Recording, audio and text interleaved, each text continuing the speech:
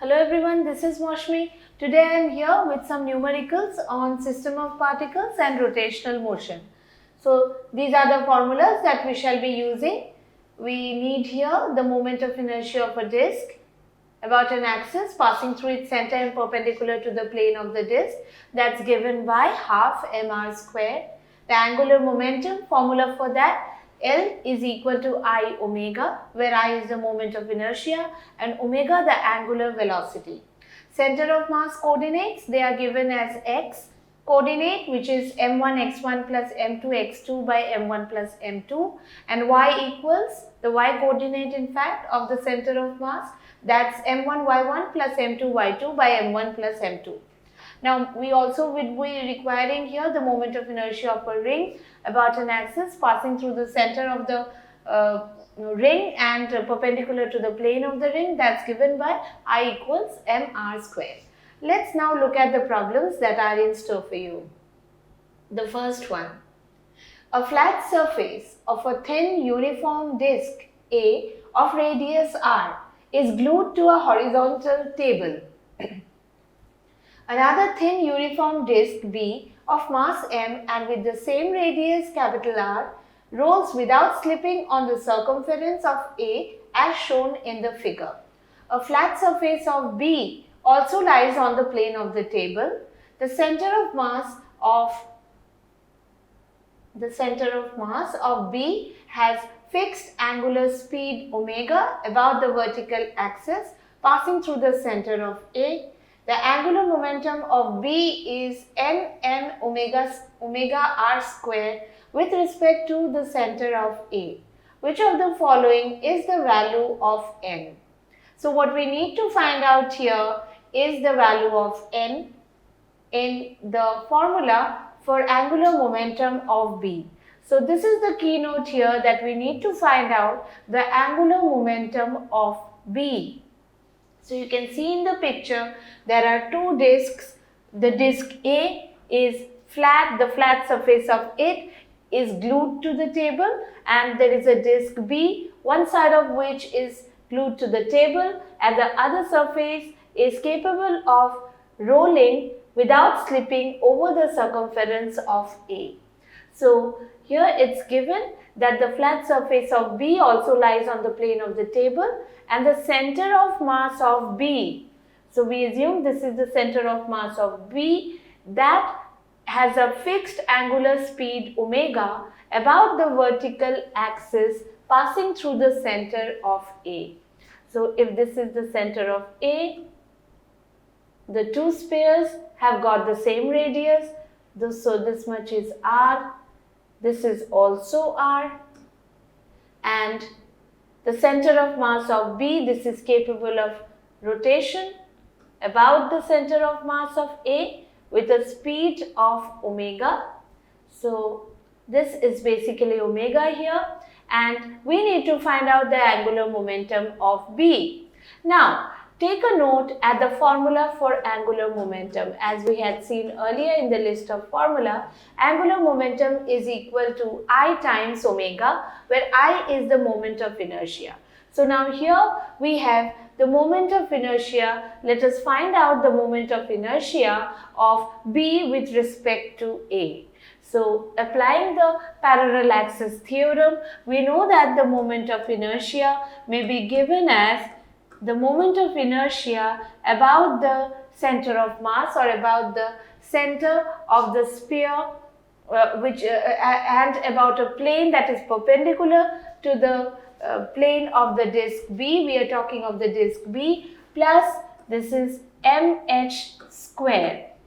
So since we are trying to find out the moment of inertia about the vertical axis which passes through the center of mass of the sphere A, so h here is equal to this distance between the centers of A and B. So this h here is basically equal to 2r. So this is actually 2r and whole square of that. And IC, or the moment of inertia of B through an axis passing through its center, that's equal to the formula for that of moment of inertia of a disk.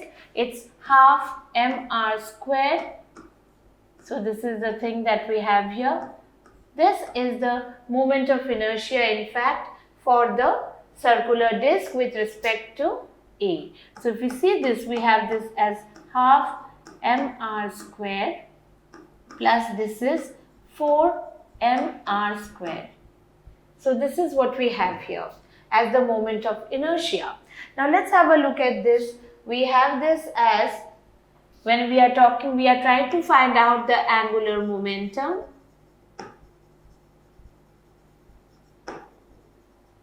of B with respect to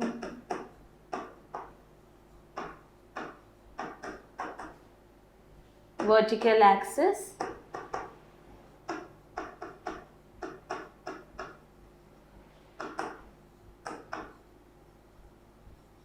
passing through center of A.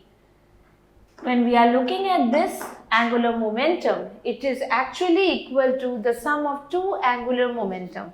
One component is due to the disk A, that can be thought of as equal to that which we discussed here, that's equal to m r square, and the angular speed about the center of A, that's equal to omega.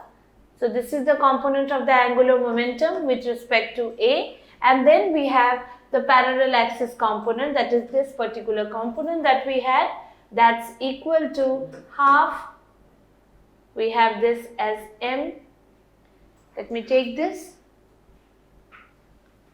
is half mr square, and for omega, what's omega here? For the disk B, the angular momentum, with, in order to understand the relation of the angular velocity with the angular speed omega, what we have in store is that for this we can consider that V is equal to, with respect to A, if we are considering V is equal to r omega, so this is 2r omega, and V with respect to B, if we are considering, V is equal to, this is equal to r for B if we are considering alone, and this is omega naught. So if you compare these two relations, we see that omega naught is actually equal to twice of omega. So this is omega naught here actually when we are talking of B, or we are talking about the angular momentum through an axis which is passing through the center of B, then that's equal to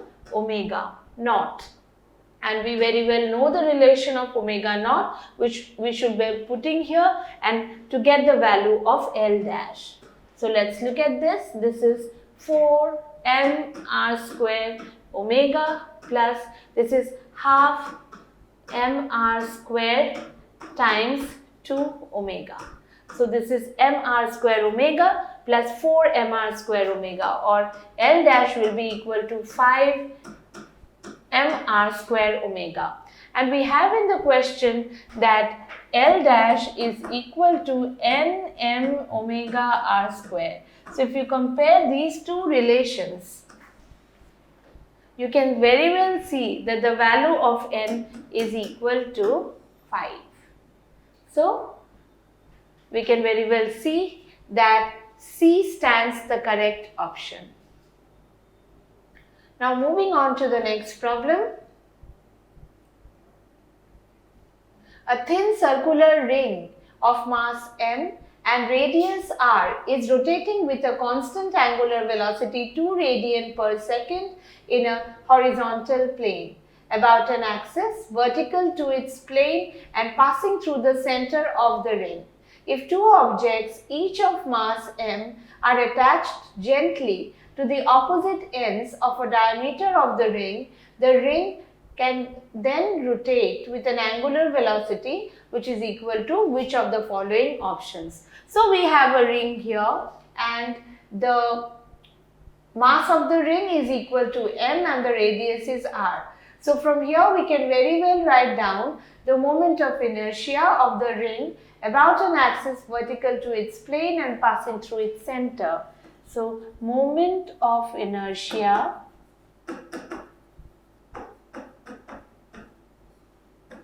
of the ring about an axis passing through its center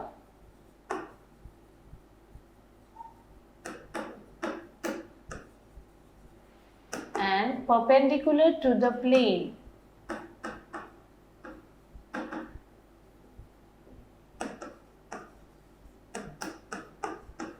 It is given as I equals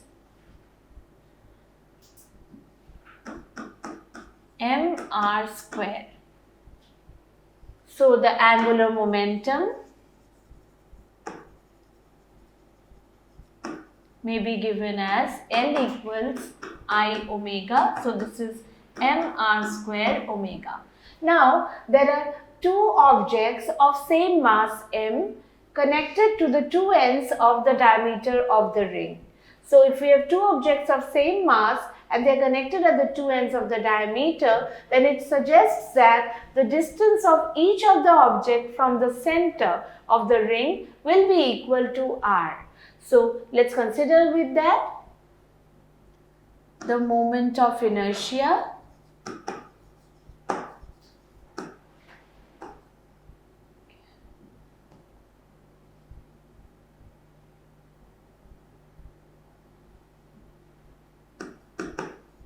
of the system. When we are talking about the system, we are talking about the ring plus the two objects. So if we are talking of moment of inertia of the system, it will be the moment of inertia of the ring plus the moment of inertia of each of the object. Now for each object, if the mass is little m and the distance from the center or from the axis that we are considering is equal to r, then for each object the moment of inertia will be little m r square. So we have two such objects, so it will be 2m r square. So this gives us for the system the moment of inertia as m plus 2 little m r square. Now the new momentum, the new angular momentum in fact of the system. Let us take the angular momentum as L dash, then that will be equal to m plus 2m times r square times omega, since L is equal to I omega. So we have this. So in one place we are having L equals mr square omega, and in the other part we are having L dash equal capital M plus 2 small m into r square omega. Now in absence of any external torque,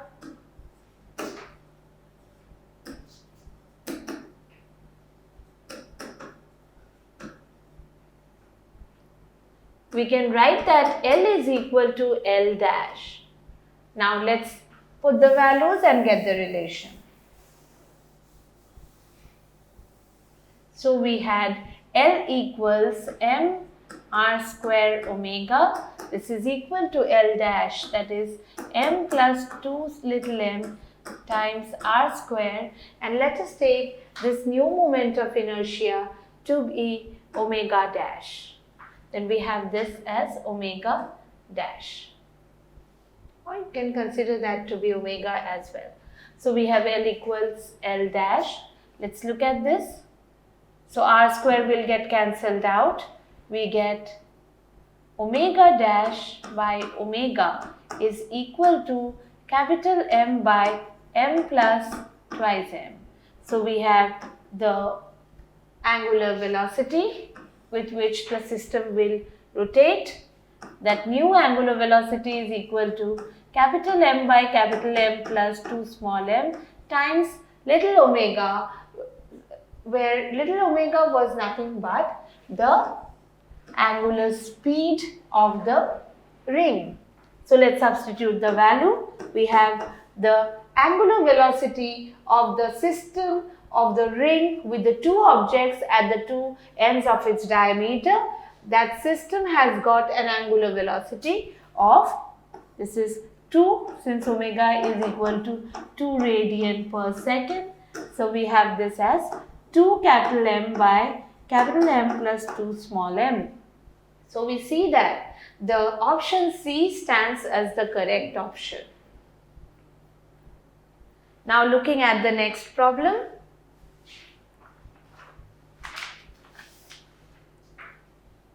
Okay. The coordinates of center of mass of a uniform flag-shaped lamina thin fast plate of mass 4 kg. The coordinates of the same are shown in the figure are these. Now we need to find out the coordinates of the center of mass. So we have a uniform flag-shaped lamina as you can see in the figure, and the net mass of this lamina is equal to 4 kg. So we need to now find out the coordinates of the center of mass of this lamina. So for that, let us suppose that the lamina be divided into two parts. So we assume one part as this. This is suppose the part 1 and this is part 2. Now as you can see, the net mass is equal to 4 kg. So we can easily see from the diagram that this will account to a mass of 3 kg and this accounts for a mass of 1 kg. This is obvious from the diagram. Now we have the coordinates of almost all the points. Only the coordinates of this particular point is missing. Let us name the figure. We name it as A, B, C, D, E, this is F and this is G. So if we are to find out the coordinates of the point E, you can see that E is the midpoint of the segment AF. So to find out the coordinates of the midpoint, what we do is that we take the half of the x coordinates and take the half of the y coordinates. So we have the x coordinate here as 0 and for here it's 2. So it is 0 plus 2 by 2 which is 1, and the y coordinate is 3 plus 3, that's 6 by 2 which is 3. So the coordinates of the point E will be 1, 3. Now for the first part, if we are considering the value of the x coordinates, and for the second part, if we are looking at the y coordinates of the center of mass, let's imagine if we are considering this part A, B, C and E, the center of mass will lie somewhere at the midpoint of the diagonals. So for this, and similarly for this we can consider the center of mass as somewhere in the middle, that is at this point. Now let us look at the values of these coordinates. When we are considering the surface 1, we may write x1 as equal to, you can consider any one diagonal. You can be doing with this, that is AC, or you can do it with BE, and in either case you obtain the same result. So let me just choose AC for the purpose. We have the x coordinate coming up as 0 plus 1 by 2. So that's equal to 0.5. So that's 0.5. This is in meters. And similarly, when we are looking at y1, it will be the y coordinates. That is, if we are considering AC, let's go on with that. We have 3 plus 0 by 2. So that's equal to 1.5. So those are the values of x1 and y1. Similarly, look at the part 2. For part 2. So what we have there is x2 and y2, the x and y coordinates. Let's look at that. Again, we may choose any of the diagonals. You may be working with EG or DF. Let us work with DF say. Then the x coordinate will be 2 plus 1 by 2. That's 3 by 2 which is 1.5 meters. And when we are doing y2, we consider the y coordinates, that is 3 plus 2, 5 by 2 which is 2.5 meters. Now we shall look for the coordinates of the center of mass of the entire lamina. We were considering the parts separately. Now we look at the whole lamina as one and locate the position of the center of mass. So coordinates of the center of mass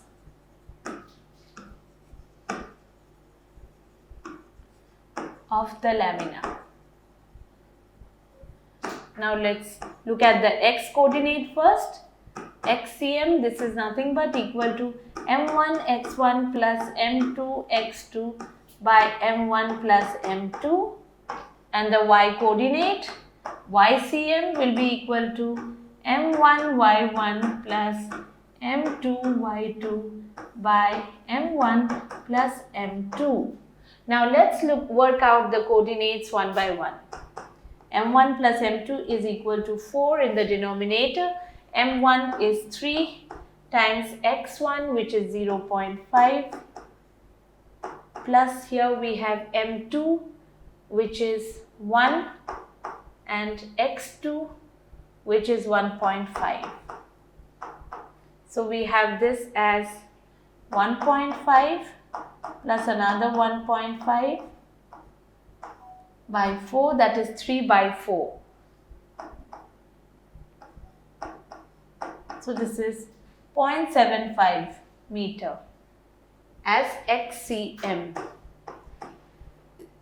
So you can see that we have two options. This could be correct or this could be correct. So we need to find out the y coordinate as well. So YCM is equal to m1 y1.